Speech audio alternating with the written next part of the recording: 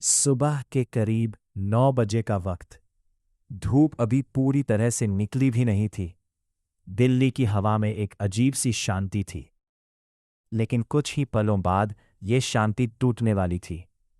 सोचो, एक ऐसी लीडर जिसे दुनिया आयरन लेडी के नाम से जानती थी, जिसके एक फैसले से देश की डायरेक्शन बदल जाती थी, उसके साथ आज कुछ ऐसा होने वाला था जो पूरे देश को हिला देगा। 31 अक्टूबर 1991। ये सिर्फ एक डेट नहीं थी, ये वो दिन था जब इंडिया ने अपनी प्राइम मिनिस्टर को खो दिया। इंदिरा गांधी, एक नाम जो सिर्फ पॉलिटिक्स नहीं बल्कि पावर, डिटर्मिनेशन और स्ट्रांग लीडरशिप का सिंबल बन चुका था। उन्होंने अपनी जिंदगी में कई मुश्किलें देखी, कई बड़े डिसीजंस लिए और कई बार कंट्रोवर्शियल भी रही, लेकिन उनकी हिम्मत कभी कम नहीं हुई। 1991 का साल ऑलरेडी टेंशन से भरा हुआ था। पंजाब में सिचुएशन बहुत खराब चल रही थी, एक्सट्रीमिज्म बढ़ रहा था और गवर्नमेंट पर प्रेशर भी। इसी टेंशन के बीच जून 1991 में एक बड़ा ऑपरेशन लॉन्च किया गया। के बाद देश में अलग अलग रिएक्शंस आए। कुछ लोगों ने सपोर्ट किया तो कुछ लोगों में गुस्सा बढ़ गया। इस सब के बीच इंदिरा गांधी अपने रूटीन काम में बिजी रही। उन्होंने कभी अपनी ड्यूटी से पीछे हटना नहीं सीखा। उन्हें पता था कि उनकी सिक्योरिटी के लिए थ्रेट बढ़ गया है, लेकिन फिर भी उन्होंने अपने सिख बॉडीगार्ड्स को हटाने से मना कर दिया। उनका मानना था कि धर्म के नाम पर किसी पर शक करना गलत है, और शायद यही उनका सबसे बड़ा ह्यूमन डिसीजन था। 31 अक्टूबर की सुबह इंदिरा गांधी अपने रेजिडेंस एक सफदरजंग रोड से निकलने वाली थी। उनका एक इंटरव्यू स्केड्यूल था। वो अपने गार्डन से होते हुए ऑफिस की तरफ जा रही थी। उनके साथ उनका स्टाफ भी था। सब कुछ नॉर्मल लग रहा था, और फिर एक पल ऐसा आया जहां वक्त जैसे रुक गया।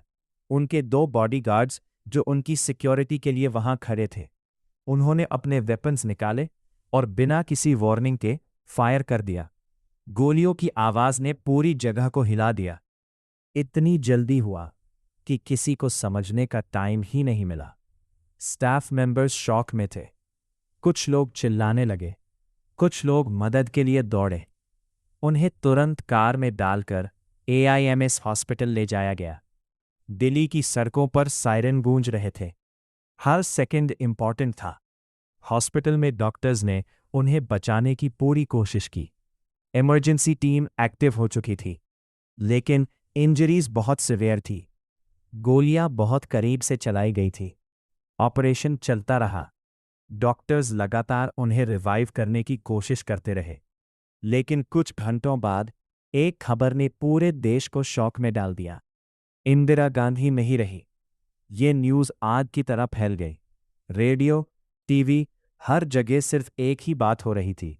देश की प्राइम मिनिस्टर का असैसिनेशन हो गया। लोगों को यकीन नहीं हो रहा था। सड़कों पर लोग जामने लगे।